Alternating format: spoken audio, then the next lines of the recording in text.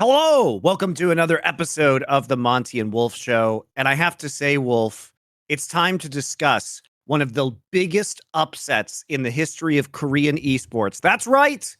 T1 beat unanimous all-pro first team KT, fifth place versus first place.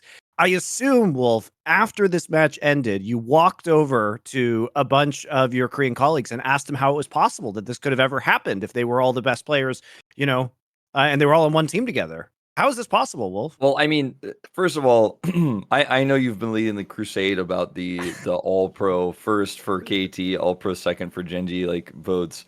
But if you actually look at the votes themselves, it's pretty close. Like a lot of players on GenG almost got into first. They were like 3 votes off in a few situations. Yeah, but the global side, we all voted for Peanut over Cuz, for example. Which was, of course, the correct move. Yeah. I mean, I was the only one who voted for Lehens over Delight as well, but we were pretty split on that one.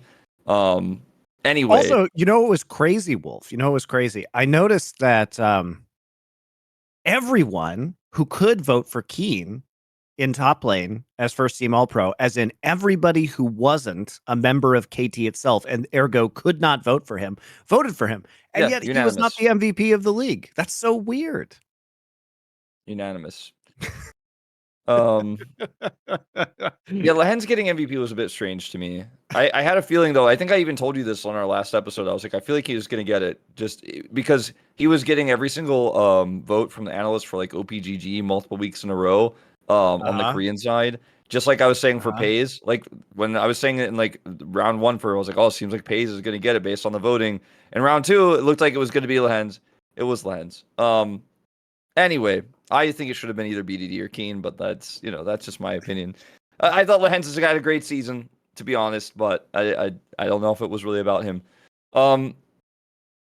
KT versus T1. Are we just going to start with the big one? Yeah, this was the biggest upset in the history of Korean esports based on people's all-pro voting. So yeah, I think we should start there. Seems really important.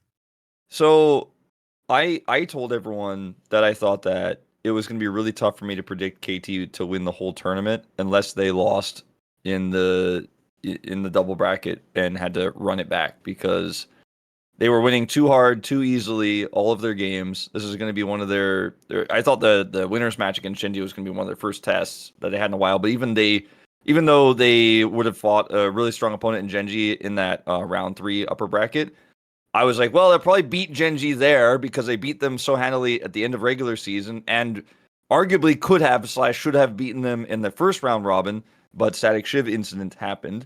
And I felt like, okay, KT need to lose somewhere if they are going to be able to learn what their weaknesses are, because if they're never tested, maybe Gen.G analyzes them better and then shows up in the finals. I think we saw a little bit of that when Gen.G beat T1 last season. So as someone who's been really touting, as you have, as KT being the best team and having the highest potential this season, I'm kind of happy with the result because I think KT will massively improve, and they did massively improve against Hanwha Life. That being said, it wasn't a great look for Keen, our most championed top laner throughout the regular season. He got kind of destroyed by Zeus in this one, and Zeus overperformed. T1 just were more clutch on the day, I feel like is really what it comes down to for me. So, I mean, I have a lot of thoughts about this series. I think it was a weird series just from both teams. There were a lot of very unusual game states that developed as a result of like early plays. For example, in game number 1, we had Zeus like proxying the wave and then dying early, which gave Keen like a really pretty big advantage. In game number 2, we had some other early game deaths, such as like aiming and Lehens camping the bush and then Lehens missing his Leona E, which then just results in the instant death of aiming and Lehens in the bot lane. So it really felt like, they were taking some big risks in the early game that weren't paying off. Like both teams felt really aggressive and desperate in a way that I didn't anticipate this series to be. Yeah, it didn't feel very measured. The Rumble counterpick for the Renekton was, I mean, we've seen this a lot. It's not new. It's not like some sort of cool new tech, and it's not supposed to win that hard. But because of the Lehens incident that happened bottom side, like you said, the map control was super lopsided. Yeah. the Leona Yeah, that was attempt, very let's say. weird. So like they were losing this bottom matchup against Draven, and then also needed to like put out Fire's top side because of this rumble. So they kind of had to choose between, are we going to try to make sure that our Varus is still relevant, or is Keen going to be able to handle himself top side? And Keen he couldn't. He got zoned out of waves, and there was just nothing he could do. So like both games, the both first two games, top laner had a bit of an issue because of something that happened to them early, and then Keen fell super far behind. And this was like, to me, the worst game of the entire series was the Zeus Rumble game, just because it was so obviously over so early. Like it wasn't even a game as from a caster's perspective where I'm like even interested in entertaining the possibility of KT coming back in it.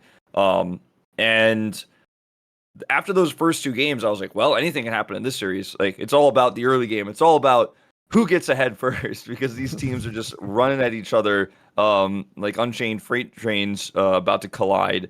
And then the series got a little bit more nuanced, obviously, as we went down it. And T1 got a pretty big momentum shift in that third game, where Gumusi pulled out the Lucian, which is not very common right now, not very popular, but I thought he played it extremely well. And hence thought he could layer this Galio pick with the Nico. Obviously, the Nocturne makes it really difficult to play around that positioning Right. wise, and they're both long range engage. But the execution really just wasn't there. And I think KT tried to pull a fast one on T1, and they weren't playing well enough as a unit on the day to actually pull it off. Yeah, I was surprised to see quite a few of the picks in this series. I mean, first off, there was not a lot of, Maokai priority overall, I would say. Like, I think that it it came up, but there were also games where, like game 2 of this series where it just managed to fall all the way through the draft, which I think is unusual. It's been very interesting to watch LCK playoffs and also see such little Jace priority. Considering the power level of Jace right now, and the fact that we know BDD at least has started to play because he played his first professional game ever on that champion. And I also think, KT obviously work hockey coming into this series, and I think they had every reason to be, but they were humbled, by some of these picks. I think that they really just wanted to ride Keen's Renekton, and I think it's reasonable that you're kind of blind picking and prioritizing this champion for him, because coming into this series, like Keen has played 19 games of Renekton in this split, and he has only lost 3 games, and 2 of those 3 losses came Yeah. in this series. So Yeah, he had lost only one one loss. game. Yeah, Yeah. he had lost one game on Renekton coming into this best of 5. And honestly, like given Zeus's form, which was very inconsistent over the course of this split, I don't think it's crazy that they were taking this champion, right? I feel Yeah. like No, I they agree. I feel like there was like a little bit of happy gaming as well with the all-in attempt at level 1, right? In game number 2. Um, I was surprised, I guess, by aiming. I was surprised by the Renekton pick in game 5 when you're playing Draven in the bot lane, because it feels like you could only really prop up one of those lanes, and they chose top lane, and then Keen was unable to carry on the Renekton. Zeus got way too much gold, became out of control, and then they had a Draven that just didn't get any cash-ins, right? So it felt sloppy from KT. It felt sloppy. It really did. And I think they didn't respect how good T1 can be with their shot calling, and just assumed they were gonna get early game leads every time, and it wouldn't actually matter like how good T1 is with Faker back, quote unquote. All the narratives like Faker's back and he sits in the chair and then everything changes. There was a lot of that narrative, because obviously that has happened, and upon Faker's return, the team has leveled up week to week and match to match. But I think that T1 weren't really tested in the mid lane at all in this series. And I do think Chovy and Zeka arguably are both better at punishing a player like Faker right now, because he's still injured, has had some shaky laning phases. BDD, he's not really the guy who puts on insane pressure in lane. He kind of just plays it out safely because he wants to make sure that he can push waves and be an impact in team fights or potentially roam. But he's not the kind of guy who's going to be forcing a flash out of Faker. So Faker had a good matchup there. In terms of the pressure point that he didn't really face in this series. I mean, BDD's Tristana, he did put the pressure on a little bit in that Nico game as well. I guess you could argue that in that game, like he certainly did try to push Faker out. But overall, I really felt like KT came into the series a little bit overconfident, didn't have that much preparation, and aiming looked really uncomfortable when his champion pool got pinched. Like he got a little bit exposed here, and I've been, one of aiming's biggest defenders, and I think obviously it's a pretty good time to be an aiming defender with how great he is in this current meta, and then his ability to play Zaya decently well. He doesn't even like to play it, but he's decent at it. But he's an amazing Kai'Sa player, right? And he's pretty good at Draven. I think that it's really easy to look at aiming and go, oh well, like it's another one of those Ezreal games where he's just a little bit out of sorts, even though he's really good at the champion. But I think it wasn't necessarily about him, but he clearly looked a little bit uncomfortable. KT didn't really have a strong plan to make sure that he could get a matchup that he was looking for every game. And when T1 just banned Kai'Sa Zeri, he did look a little bit forced to play champions they maybe didn't prepare. Not that he can't play Varus, but it's not one I'd say he's very known for. Right. And T1 had a better plan just going in. They were more clutch on the day.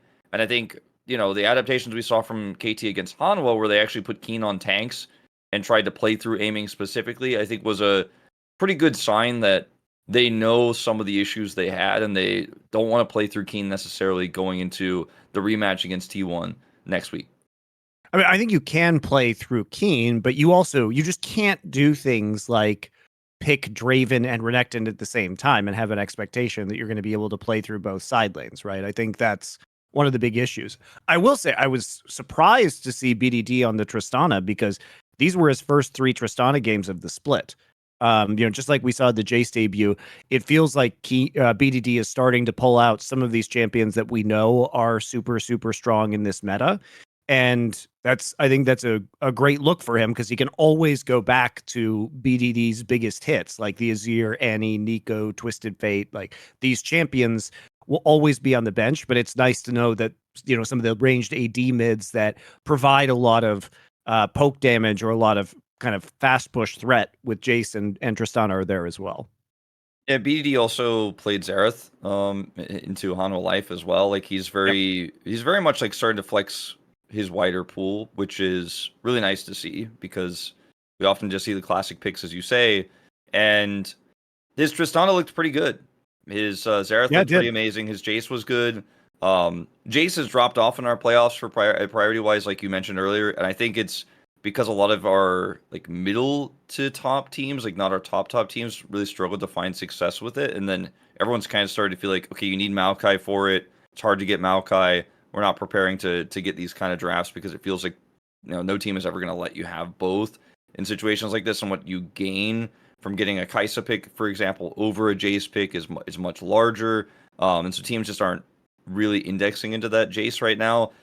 I think we will definitely see it at least the lower or grand finals, like one of those 2 series we have. I think it will show up. I don't think it's just done, but the priority did drop quite a bit. I really feel like T1 didn't impress me as much in this series against KT as they did with their play against Gen.G. But on the other side of things, I feel like the drafting for T1 was much better in this series against KT, which I think says a lot about how little KT really prepared for this series, it felt like to me. Versus T1's drafting against Gen.G. Like Gen.G just outdrafted them, it felt like almost every game, despite some of those losses. So it's weird to me that T1 could both look like they're really prepared and really going in on a series like they did against KT, but then show up against Gen.G and look like they're very much confused about what the meta is right now. And I just was, it was so bizarre to me from T1 from one perspective, going from what looked like amazing prep and then going to another team. And maybe that just means Gen.G way better at drafting right now than KT Rolster, but it was in my mind, a huge stark contrast between the 2 drafts. When I was watching, the T1 Gen.G series, I had a lot of head scratchers. The Vayne, obviously, which probably cost them the series, was very bizarre. And whereas against T1 or against KT, I was like, oh yeah, like I could see the plan here. I like these drafts. The Lucian pick they brought, I was like, yeah, this is cool. I think maybe they just weren't scared of the Zeri pick anymore because Gen.G kept losing with when they would pick it. They really didn't get it to scale into a position where it could be really viable, I think, in some of these games. So maybe T1 was, just a little bit overconfident. They were up 2-1 in the series at that point in time, right? But Yeah. I think it's really hard to play the Vayne into all of the zoning that Maokai, Yone, and Gangplank offer, right, for Gen.G. Like, I think it's really, really hard to get consistent damage down. Yeah, even with Dorn being behind in that game, it just didn't matter. Like, he was eventually going to be relevant because they couldn't just stop him from farming in a side. Like, it wasn't the type of comp that where they could really, like, just completely remove him from the game. They tried, and Zayas played really well, but, like, he was eventually just going to still be able to set up barrel change. And I actually personally think, I know we've seen it a little bit in the LPL, and a lot of other teams are still valuing the Vayne. I think it kind of sucks. Like, I just don't think it's very good. I think it's a bad pick. I mean, And, like, I don't think we've seen it win a game. I'm trying to think. I guess aiming one with it, but that was yeah, the well, that was the hardly a Poby. game, though, That was was it? the Poby. That was the Poby T1 Yeah, edition of that was hardly T1. a game. Maybe that was why Guma was like, "I'm coming for you. I want my revenge." We haven't seen a real game one with it because Uzi lost with it as well. In spite of Uzi got a massive early advantage too, and still couldn't convert it into a win.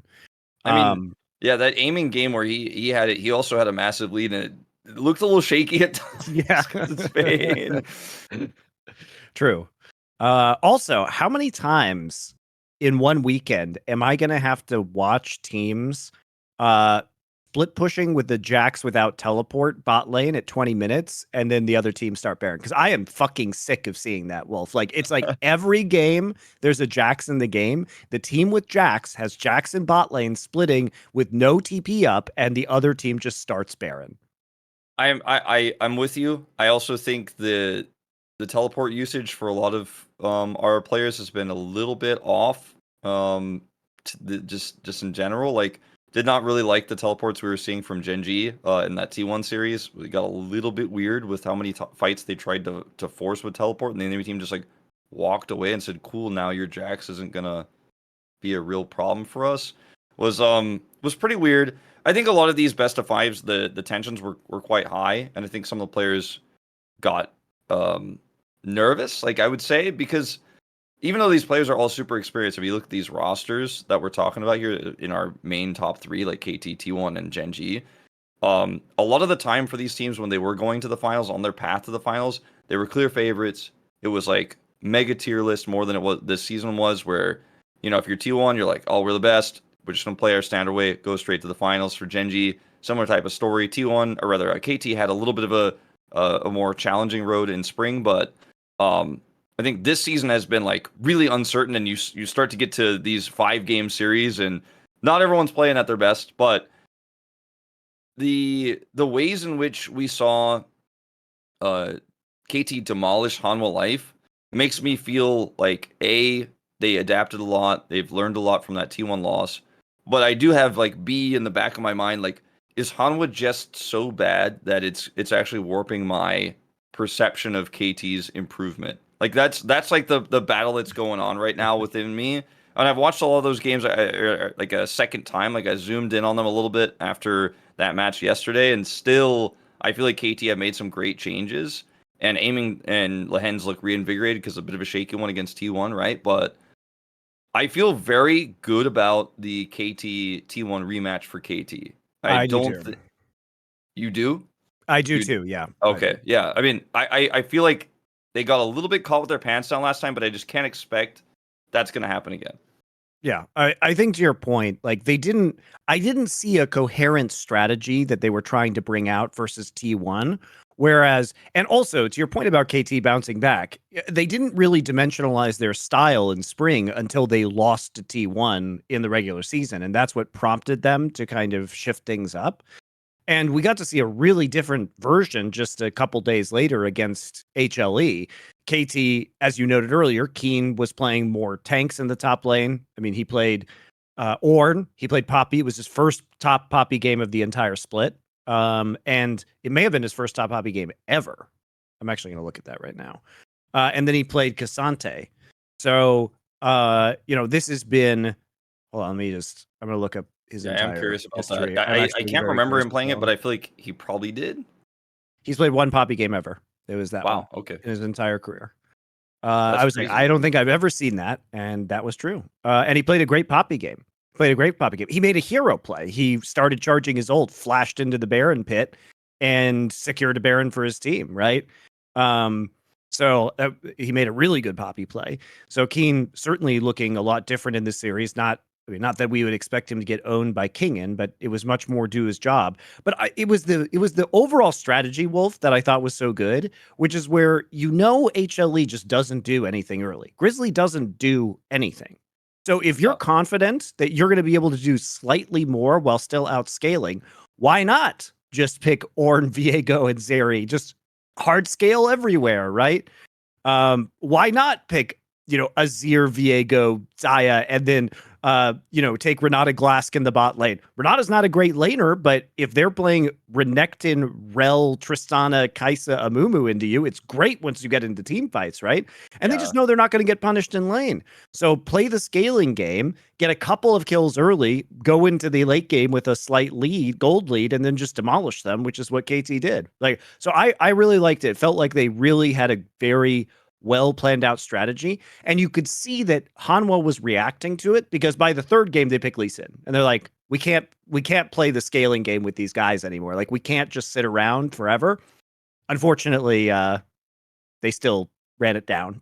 Well, Kingen really had a tough one. Like he pushed way too far with no control and got punished really hard, and he was relying on Grizzly coming up to bail him out, but it's Grizzly. He's kind of generally behind the curve in terms of jungle pathing. Like, I hate to say it, but Yep. everyone was saying like it's his first best of 5 and stuff like that, and like that is true. Like, it is his first like set of best of 5s in playoffs, right? Like, this is his first time he's ever played best of 5s back to back. But it's not really about like, oh, his champion pool was tested because it's a 5-game series. It was really just, okay, he's being tested in an elimination game for the first time. Like, that was kind of my take. It's not really like about it's his first best of 5. It's the first time he's actually under pressure of, if I lose this series, that is the end of my tournament life. He will have obviously the opportunity to play through the Worlds Gauntlet, and maybe some improvements can be made before then. But yeah, he looked very weak. Speaking of weak junglers, though, thinking about that rematch for KTT1, Owner did not look great against Gen.G either. And that's a similar type of playstyle you can have if you are KT and just try to play through aiming and put Keen on tanks, where Zayas will be nullified to a certain extent, his strong side play by just Keen sitting on an Ornn, for example, or a Poppy. I think Poppy's probably in banned every game in that series, but the fact is, I think similar problems do exist for T1, and they have a weaker mid laner for lane than Zeka. So on paper, if KT prepare well, which they've proven to us that they can do, I think they should be able to win the rematch this time.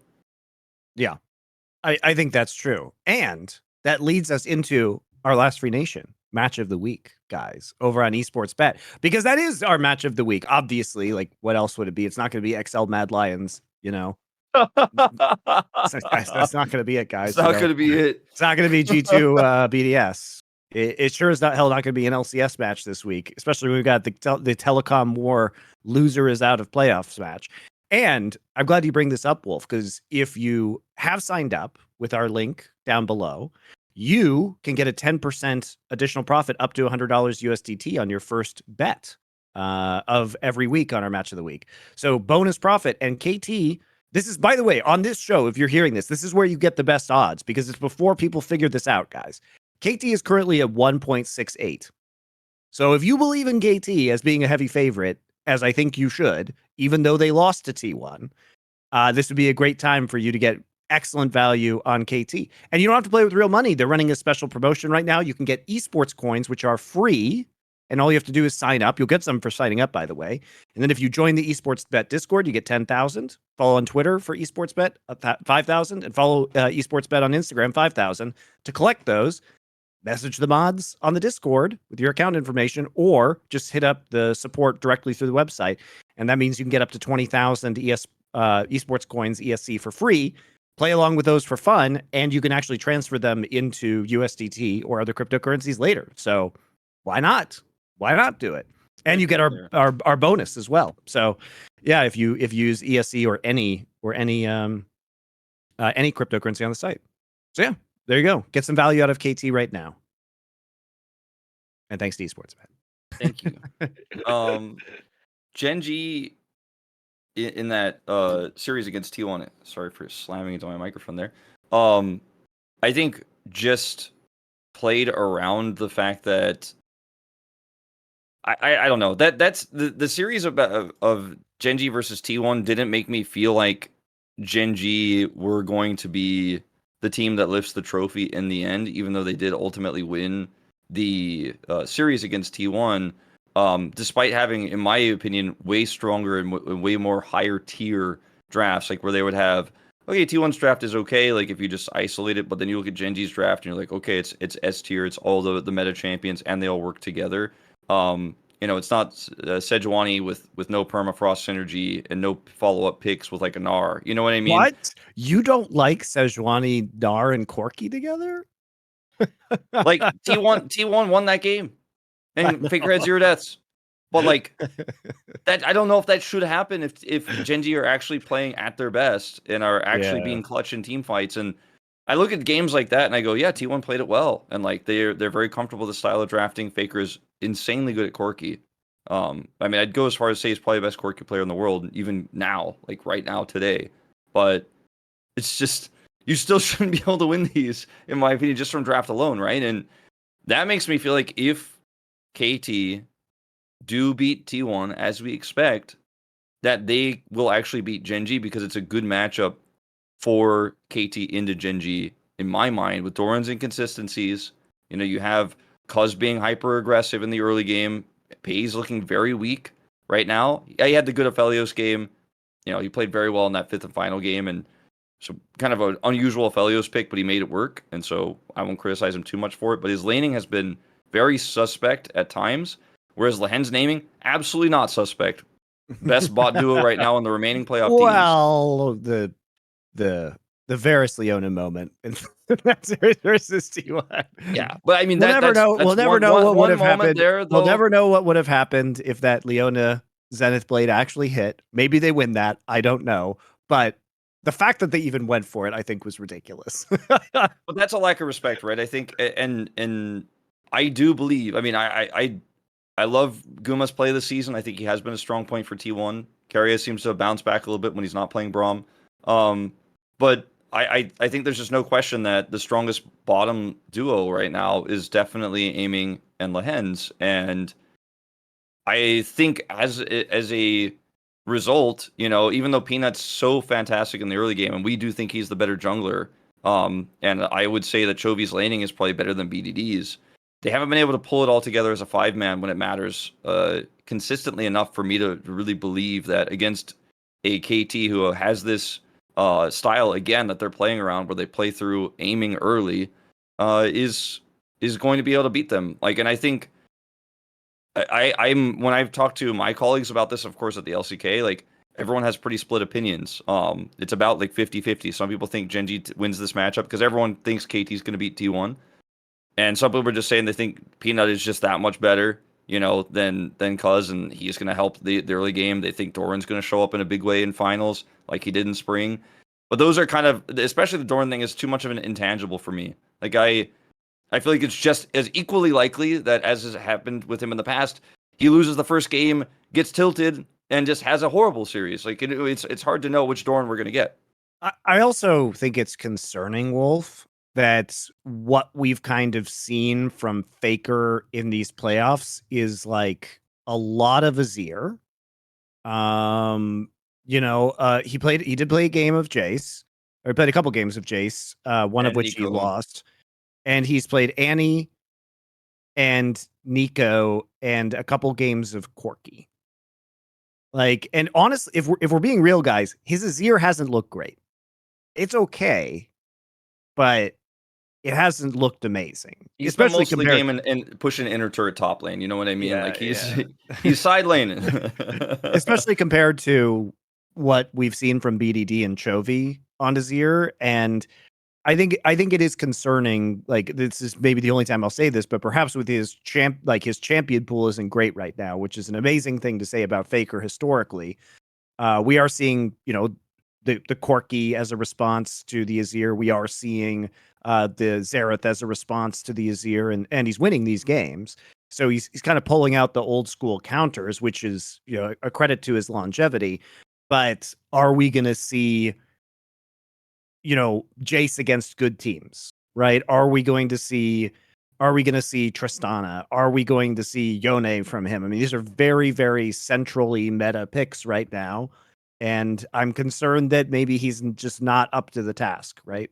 Yeah, I mean, this is exactly my thought process as well. Like, I almost go as far to say that KT could consider, instead of banning Sejuani, for example, because owner looked very uncomfortable on the pick, just ban Azir and see what happens to Faker. Because their drafts, I think part of why they lost, in my opinion, draft a lot of those games was because they had to get Azir for Faker early. Otherwise, they were like, oh, we just don't have a good matchup for him. He's not willing to play the Tristana, as you mentioned, not willing to play the Yone. I think it's just because he's still recovering with his hands. It's not his, fault. It's not like he forgot how to play other champions. When you say it's a champion pool issue, it's not, you're not implying that Faker can't play his other champions, but he's certainly not Right. playing them right now, And so I do think that's an angle of attack and draft that KT could definitely utilize. It didn't feel like that in the T1 series against KT as much, but I think after the Gen.G series, it really, to me, felt like, okay, they have to get Faker on a comfortable matchup, and that's always weighing down their draft a little bit. So maybe Faker will prove me wrong because he obviously has an additional week to rest, and maybe because he's clearly getting like better and better and better as time goes on. He's had some kind of questionable decisions. You mentioned his Azir performance as being a little bit off. I would say like he made some bold decisions on the Azir that did look a little bit silly at times in that Gen.G series. But again, I just don't see T1 overcoming KT unless KT just are off on the day. And that is to a certain extent what happened the first time they met. But I think the preparation is going to be better this time. We also have heard, it's kind of been like out there, some people have been speaking about this, that rumor has it that T1 was smashing KT in scrims before that first meetup in that second round, and that the KT coaching staff was shocked that KT would pick them. I'm like, nah, I actually think KT picks them every time. Like, some of the strengths that you're dealing with Hanwha Life are something you don't want to necessarily deal with.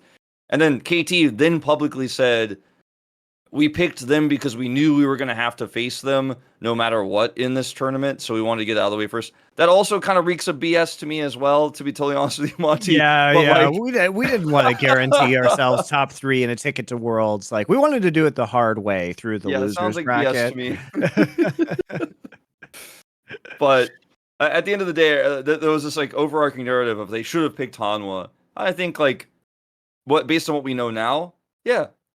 But based on what we saw with T1 versus Dplus, a series we haven't even talked about because it was not a great one on either Nah. side, I would have been pretty happy to pick T1. I was saying they should pick T1. I thought it was Yep. the right No, choice. I think And I everybody still thought I thought stand that by it was that. the right choice. Now in retrospect, we can say, yeah, Hanwha looked really weak, and KT obviously had a really good idea about how to beat Hanwha, as did Gen.G, and you got to see a lot of their weaknesses. Speaking of which, where all you Zeka stands at, guys? I have to listen to your garbage on social media 24/7 about how Zeka's actually really dominant this split, guys. And oh yeah, Zeka's really good. And he's not going to be limited, even though he spent so much time just playing like drawing Yone bands and then playing Azir kind of mediocrely. And then also he had some pop off Tristana games, but that was it. Well, where's your god now? Where's your Yeah, Zeka god now?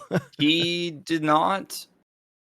He did not look amazing. And Gen.G, when Gen.G faced Hanwha, he got the Yone twice, and both times with Grizzly's Sejuani, which is problematic. Like Grizzly went 0-7 on the Sejuani in that final game, but like if Grizzly can't play Sejuani and you're relying on Sejuani Yone, excuse me, that's problematic. And then obviously we know Zeka's Azir was always kind of, it was middling at best. Like I think he figured it out a little bit during Worlds. Like at Worlds He last did. year, he looked much better on it. But we've always kind of been a little bit um, lukewarm on his Azir. So It's just really inconsistent. Like he ranges from like kind of good to kind of bad, and people just pick the kind of good games and they pretend that he's good at Azir because I guess they don't have eyes to watch BDD or something, or like watch really good Azir players. Because he's never been a really good Azir player, and that's fine. That doesn't have to be who Zeka is. I just don't understand why Zeka fans need to pretend that he's good at everything. Why is it impossible to have an honest conversation about Zeka, Wolf? Where are these Zeka fans even coming from? You know, Yeah, I hope it's quite strange. Zeka has a really long career. He's still a really young player, guys. He's what, 19, 20 years old? He might be 20 now, but he was 19 when he won Worlds. And He is yeah, 20, yeah. yeah, it's the same thing with Zayas. People talking about Zayas and saying like, "Oh my God, get him off this team. He's already washed. He's a choker." It's like he's 19. He's got a lot of time to fix these issues. Hopefully, he has a long career. So we know Zeka on Zeka Picks is still amazing, but he is still a limited player. But he's still really young, and so hopefully, there's a really long career ahead of him because we know he's mechanically great. And we know what his ceiling can be on certain picks. It's just about expanding his champion pools and his experience. Like, look at who he's competing with, for God's sake. Like, Yeah. he's competing with Faker, BDD, and Chovy, all of which have been pros for like 3 times as long as he has.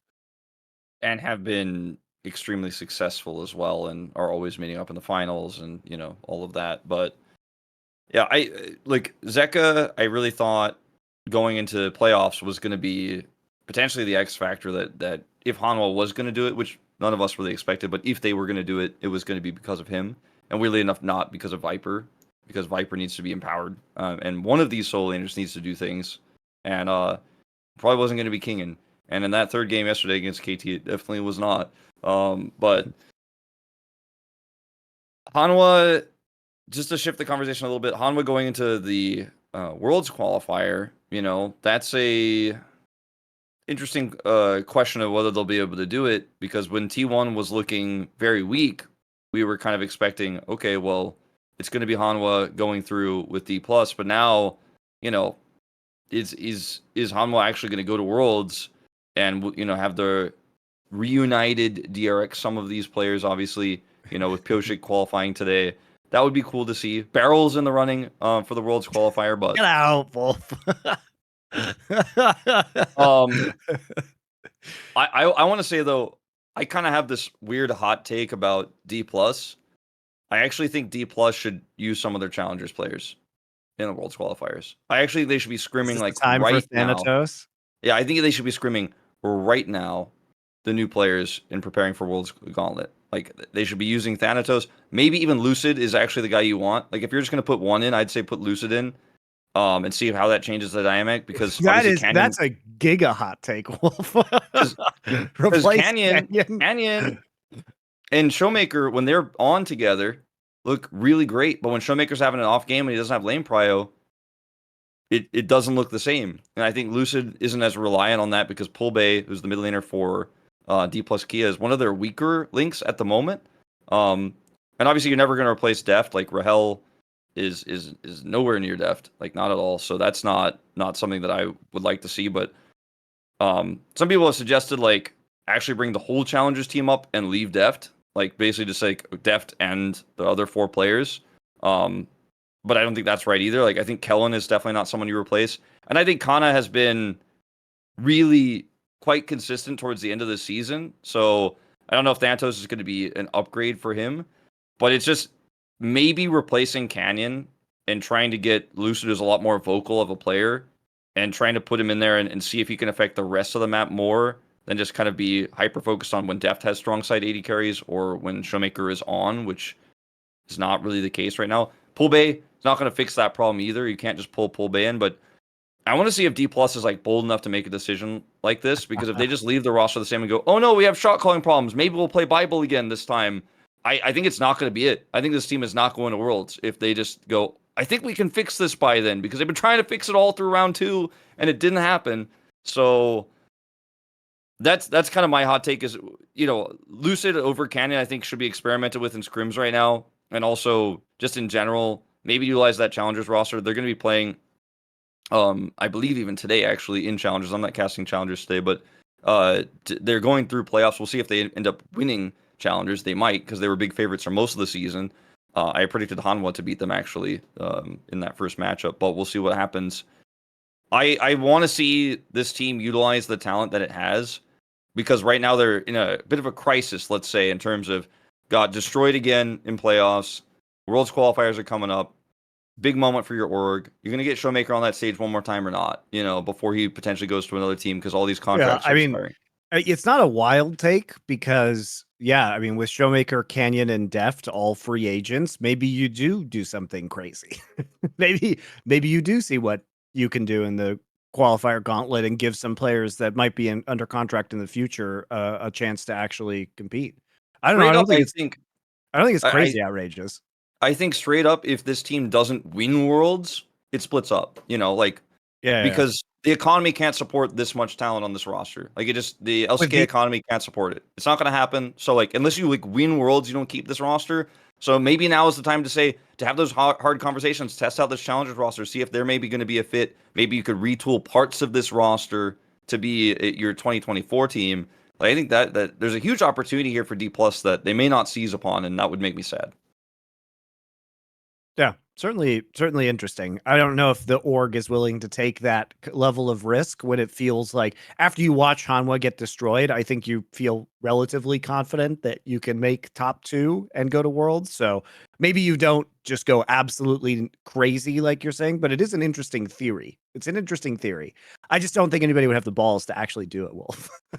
Especially not in Korea, right? I could absolutely see this happen in even the LPL or in Western region, but I I'm frustrated with how Dplus have approached things, and the one thing I kind of hate more than anything else with rosters is when they put a player in like Bible and try to fix a problem and it's clearly not working, and they pull him out and put him back in, and like that makes me feel like they think that Bible shot calling is going to fix things, but it's clearly not, and his landing phase is too weak. And then they're like, well, I guess we go back to the other problem, which wasn't good. And they're not willing to take risks when they have all these opportunities to do so.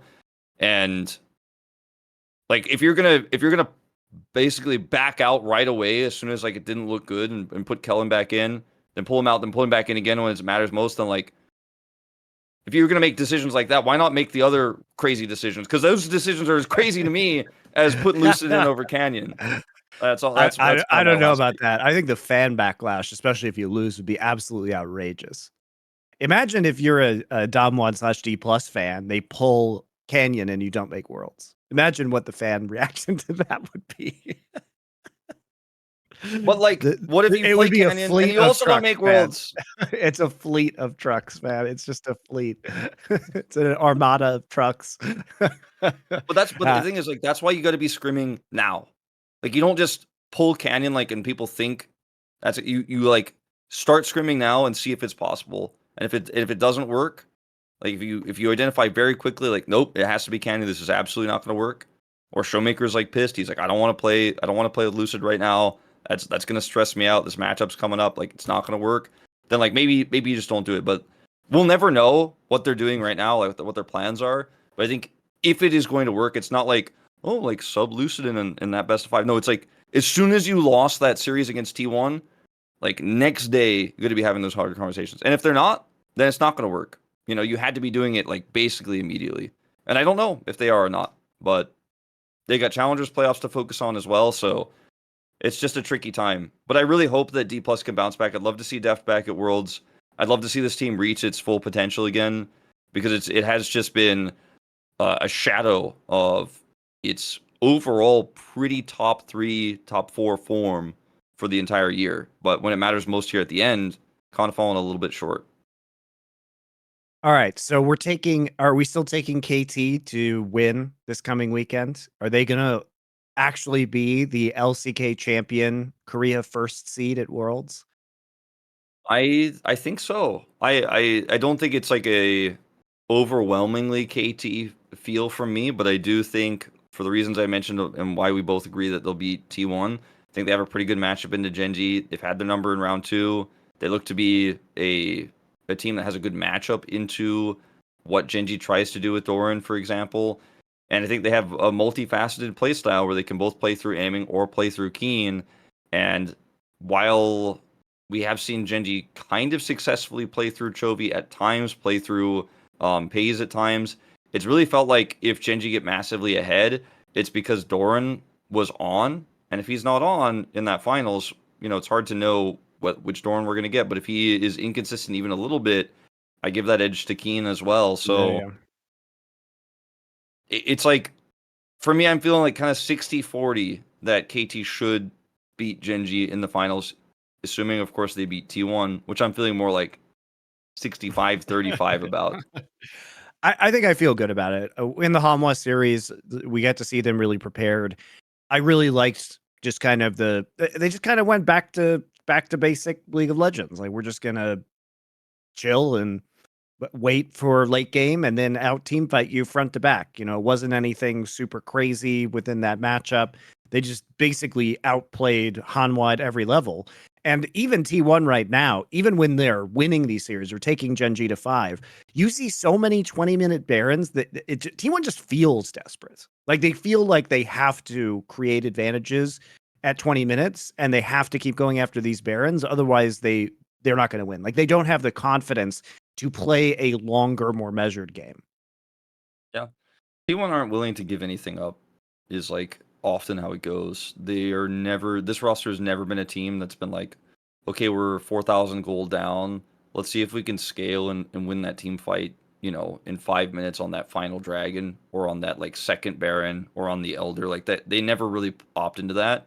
And I think it's, partially due to Faker always feeling like they have an angle. They feeling like they have a really nice Baron turn and just kind of hard shot calling like, let's take back control of this game now. Let's not let this slip away. I think it's a good attitude to have overall, but sometimes, maybe it's a little bit too forced on some of those Barons. And sometimes your comp from behind needs the team to come to you. Otherwise, you can never beat them. You'll never beat them in neutral. You'll never take that vision back. So T1 start a Baron to see, okay, I can bring this team to us now where we have the turn. We have the advantage in terms of positioning, even down items. But it's the kind of shot calling that looks really stupid when it doesn't work, but looks brilliant when it works, And I respect some of those decisive calls, and that's one thing that I think T1 might have over KT, even though BDD has been so clutch and he has been so decisive in his team fighting, he's been so deliberate with every move he makes. Maybe if there's any world, which I'm not going to predict, but if there's any world where T1 does it, it's just because they're crisper, they're on point with setting up on those objectives, taking those really aggressive skirmishes, in the early parts of late game that catch you off guard. I could see that be the way that T1 upsets in my mind, because I would say it's an upset if they win. Right. And I'm not trying to say that I think T1 going for 20-minute Barons are a bad idea. I oftentimes think they make very good calls around that, and they force out, teleports, or they force teams to play to them instead. And that's just their style. I don't think it's an issue per se. But also I think if you're conscious of them doing that and like really aware of it, it's a lot easier to play in a way where they're not going to sneak that away from you. And I also think, Wolf, that's why everybody bans Poppy against them. I think the reason why we see like these blanket Poppy bans against T1 we saw it from KT and we saw it from Gen.G, is that oftentimes there's a very low, because T1 is really good at knowing their timing windows around Baron. And if you have a Poppy there and she ejects somebody from the Baron pit, that can be the 5 seconds that they need to actually secure that objective, right? Because they play they play a game with very small margins, and so I just wouldn't give them Poppy because it's too annoying on a 20-minute Baron. It's way too annoying. Yeah, and Owner's just been a pretty good Poppy player in general. I feel like he's very comfortable. He and Peanut, best Poppy players in the LCK. So I don't think they'll get their hands on it in these drafts in this upcoming best of 5. So, what does it mean? Like, if KT is our first seed, is really cool to discuss, because we've had for so many years just a very dominant T1 Gen.G or Damwon, and we haven't had, like, that's why we call them the big three, right? They were the only 3 orgs to ever have won a world championship. I know you always get upset when I say that because Samsung won it, not Gen.G, but like otherwise, even if you take that out. Even if you take it out, like they have been. You can't buy a title. That's my thing. The slot doesn't come with all the fucking titles attached. You changed all of the players. You changed the ownership group behind it, right? You don't get to keep the titles. That ain't how it works. And like, I know there's gonna be some bum who's going to comment on YouTube and say, but in traditional sports, when the new owner buys the org and then moves its cities, they still count the ties. Well, fuck that too, man. Just because traditional sports does it doesn't mean I agree with it either. It's stupid. I mean, you don't have to agree with it, but you don't have to agree with it, but it is like officially recognized even by Riot that like that's fine. So anyway, but either way, like Gen.G is consistently getting like pretty high placements, like often top 4 in these world championship anyway. So you have these 3 teams, right, that have for LCK been extremely relevant, extremely consistent. And then you have KT, who's kind of this new face, kind of like DRX was last season when they had that miracle run. Except KT is actually a dominant force this time, and I am looking forward to seeing, just showcasing to a lot of these Worlds fans that we have another team in our region that has a wealth of history, and I think it's going to be really fun. I'm really looking forward to seeing KT's legacy potentially start a new exciting chapter, because it's been 5 years since we've seen this team actually be at the front of the LCK. And it's time for JDG to get finger boomed. I think we can all agree. KT needs to finger boom everyone at Worlds. We're bringing it back for this Worlds, guys. If KT goes, the finger booming is going to be real. I have my KT roster, or rather a KT Fingerboom hoodie, and You do? Do you actually have that? I have one. I custom made it. I mean, it's not actually real. Damn! I thought you had like some rare piece of merch. I got the logo and I custom made one, but it does actually, like, when you look at it, it actually legit does look like it could be official and real. We'll have to make some of those. Here's the thing, Wolf. If this is a legitimate question, like, I don't know because the thing about KT stopping us from making Fingerboom merchandise is that they would have to acknowledge that we were doing it, which they really hate to do. Literally, Kespa officials, when I lived in Korea, came up to me and asked me to stop tweeting about Fingerboom. they asked me, they said, can you stop tweeting Fingerboom? And I said, no. Of course he said no. And then I walked in your footsteps and made the Fingerboom hoodie, and that's amazing. It's I think we do need some legit Fingerboom hoodies for Worlds to hype them up. I'm happy KT's doing well, and I think they put together a good roster. Hopefully the team doesn't go completely boom after Worlds because of the changes to the rules and the LCK economy and all that stuff. But I gotta say, the branding for this org for all time, okay, Magic ends to current day. Magic ends to current day has been some of the worst I've ever seen. They had a weird logo that was pretty bad. Like the actual roller coaster, like rollster logo is horrible, but it's classic. So, and then like it was the longest standing. It was the longest standing logo. That was the last one to change of all the legacy orgs. Then they turned it into a Team Rocket logo, and then their current jerseys are just a big black jersey. Okay, let me just make this clear for everyone. A big black jersey with a small logo, and it's just an empty black T-shirt. And then at the bottom of the shirt, there is black on black flames. Like you can't really see it unless you actually really focus on it. It's a slightly different shade of black. They have like flames on the bottom of the jersey that are black, but you can't see them because it's black on black. Use red or do something else. Like, please get a new jersey. Like, this is the worst jersey I have ever seen in esports. KT, please. Why, Wolf? Why when they changed the logo, didn't they change it away from the horrific name of Rollster, which, if you guys don't know, is the Korean way to combine the word roller and coaster into one word? Why does it need to be one word? I don't know. But use the opportunity, if you're going to change the logo, just to change the name away from Rollster. You already changed it from Magic Ends to Fingerboom, and then realized in a week that was terrible, and changed it to Rollster. So we know that Rollster was a last-second decision that only existed after they became aware of what Fingerboom could mean in English. And so it wasn't even a thought out decision. Like, take this time to properly brand, for fuck's sake. Holy moly. I think we might actually do see KT make some, like, we might actually see them if they win Worlds, for example. That's like I said with Dplus, like, that's the only way the roster stays together in my mind. And maybe it actually makes, like, some of the high ups at Korea Telecom, the telecom company that sponsors and owns this team and the KT Sports org, Maybe it makes them like turn their heads and go, oh, like we should actually try. Maybe. I hope so. Please. KT, please.